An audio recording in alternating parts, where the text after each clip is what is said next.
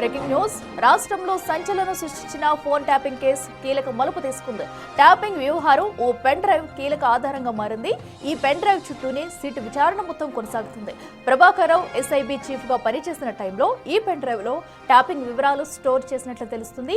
Pen drive లో వందల సంఖ్యలో ఫోన్ నెంబర్లను అధికారులు గుర్తించారు. రాజకీయ నేతలు, జర్నలిస్టులు, హైకోర్టు జడ్జీల ప్రొఫైల్స్ ను అందులో స్టోర్ చేసి ఉన్నాయి. ఈ పెన్ డ్రైవ్ డేటాను ప్రభాకర్ రావు ముందుంచి విచారణ చేస్తుంది సిట్. దీని ద్వారానే ట్యాపింగ్ కు గురైన ఫోన్ నెంబర్లను కూడా గుర్తించింది. పెన్ డ్రైవ్ ను స్వాధీనం చేసుకుంది. కేసు ప్రూవ్ చేయడానికి ఈ పెన్ డ్రైవ్ సాలిడ్ ఎవిడెన్స్ అంటున్నారు సిట్ అధికారులు. ఎల్లుండి వరకు ప్రభాకర్ రావు నుంచి పూర్తి వివరాలు సేకరించున్నారు.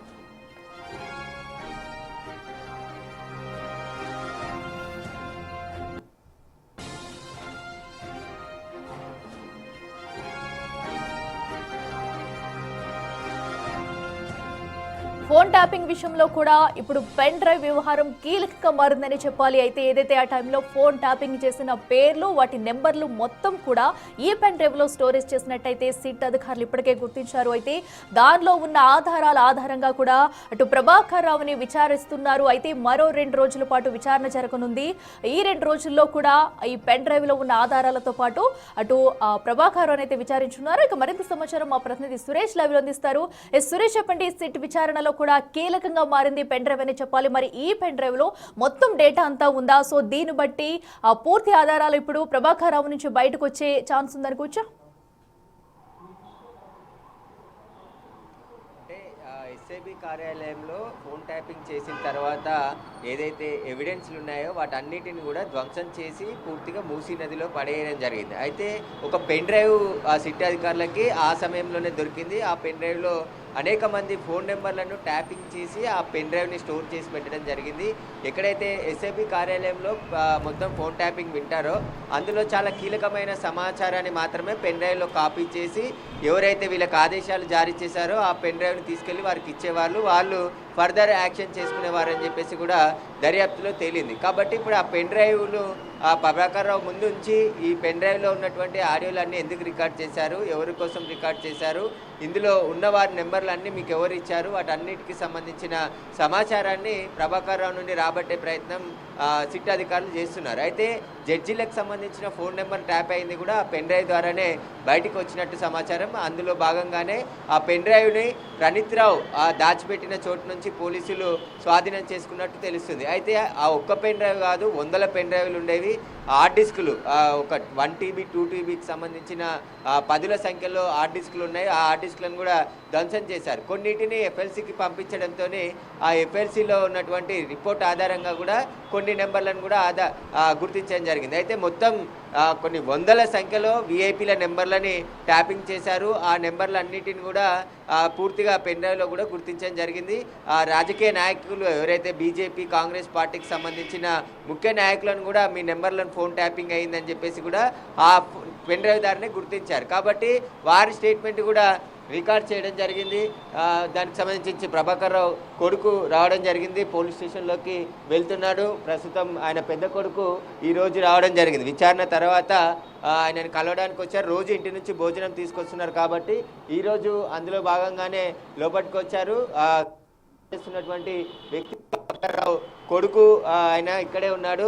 అయితే ప్రభాకర్ రావుని చాలా కీలక విషయాలు విచారిస్తున్నారు. ఈరోజు రేపు చాలా కీలక పరిణామాలు జరిగే అవకాశం కనబడుతుంది. కాబట్టి ప్రభాకర్ రావుని వీలైనంత త్వరగా ఈ కేసుకు సంబంధించిన పూర్తి ఆధారాలు సేకరించేందుకు సిట్టు ప్రయత్నిస్తుంది. ఎందుకంటే జంబో సిట్ని కూడా ప్రభుత్వం ఏర్పాటు చేసింది. గతంలో ఉన్న సిట్టు కాకుండా ఐపీఎస్ అధికారులు మొత్తం ఒక అడిషనల్ డీసీపీ, 3 ఏసీపీలు, 5 ఐపీఎస్లు, మొత్తం 9 మందితో కూడిన సిట్ ఏర్పాటు చేసి ఈ వారం రోజుల నుంచి కూడా దర్యాప్తు వేగం చేశారు. ఒక నెల రోజుల్లో ఈ కేసుని కొలిక్కి తీసుకొని రావాలి, ఈ కేసుకు సంబంధించి ఫైనల్ ఛార్జ్షీట్ని కోర్టులో వేయాలని చెప్పేసి కూడా పోలీసులు కూడా సిద్ధమవుతున్నట్టు తెలుస్తుంది. ఎందుకంటే గత 18 నెలలుగా ఈ కేసుకు సంబంధించి విచారణ కొనసాగుతుంది. 5గురిని అరెస్ట్ చేశారు, ఇంకా రాజకీయ నాయకుల పాత్ర ఉంది అని చెప్పేసి కూడా పోలీసులు గుర్తించారు. కానీ ఎక్కడా కూడా వారికి సంబంధించిన ఇన్వాల్వ్మెంట్ని ప్రూవ్ చేయాల్సి ఉంటుంది. కాబట్టి పోలీసులు అసలు రాజకీయ నాయకులకి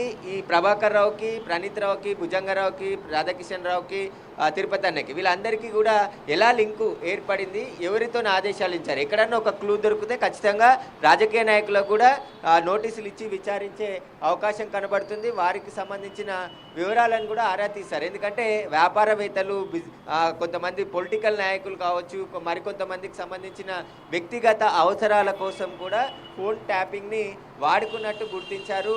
వారిని బెదిరించి బ్లాక్మెయిల్ చేసి డబ్బులు వసూలు చేసిన ఘటనలు కూడా ఉన్నాయి. ముఖ్యంగా బై ఎలక్షన్ల సమయంలో ప్రతిపక్ష నాయకులకు సంబంధించి ఎవరితో మాట్లాడుతున్నారు, ఎవరి దగ్గర డబ్బులు తీసుకుంటున్నారు, ఏ డబ్బులు ఎక్కడికి తరలిస్తున్నారు, వీటన్నిటికి సంబంధించిన సమాచారం అంతా తెలుసుకొని టాస్క్ ఫోర్స్కి అందిస్తే టాస్క్ ఫోర్స్ అధికారులు ఎప్పటికప్పుడు రైడ్లు చేసి అక్కడ పట్టుకునేవాళ్ళు. ప్రత్యర్థులకు సంబంధించిన కదలికల పైన కేవలం ఫోన్ ట్యాపింగ్ని చేసి ఆ ఫోన్ ట్యాపింగ్ ద్వారానే వారి కదలికలు కనిపెట్టి వారిని అరెస్ట్ చేయడం, డబ్బులు సీజ్ చేయడం అలాంటివి అన్నీ కూడా చేసేవారు. కాబట్టి ఇప్పుడు ప్రభాకర్ రావుకి ఆదేశాలు ఎవరిచ్చారు?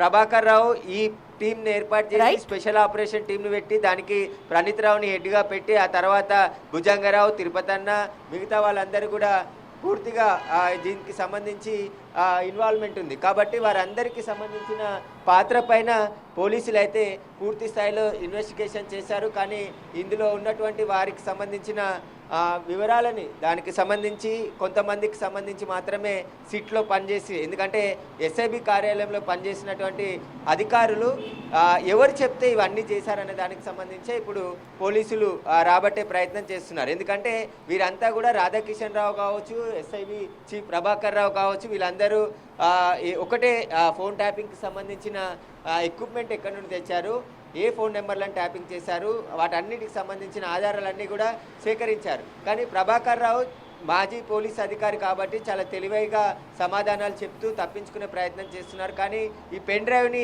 ప్రభాకర్ రావు ముందు ఉంచడంతోనే ఆయన షాక్లో, అంటే ఇవన్నీ చేసింది నిజమే అని చెప్పేసి ఒప్పుకున్నాడు. కాబట్టి ఎవరు మీకు చెప్పారు, ఎందుకు చేశారు, దీనివల్ల ప్రయోజనం ఎవరు పొందారు అనేది ఇప్పుడు సిట్టు తేల్చే పనిలో ఉంది. ఈ 2 రోజులు కూడా చాలా కీలక విచారణ జరిగే అవకాశం ఉంది. ఆ తర్వాత సుప్రీంకోర్టులో ఇప్పటివరకు జరిగినటువంటి విచారణకు సంబంధించిన వివరాలన్నీ కూడా అందించి ప్రభాకర్ రావు బెయిల్ని రద్దు చేసేందుకే పోలీసులు ప్రయత్నం చేసే అవకాశాలు కనబడుతున్నాయి. Right Suresh, thank you.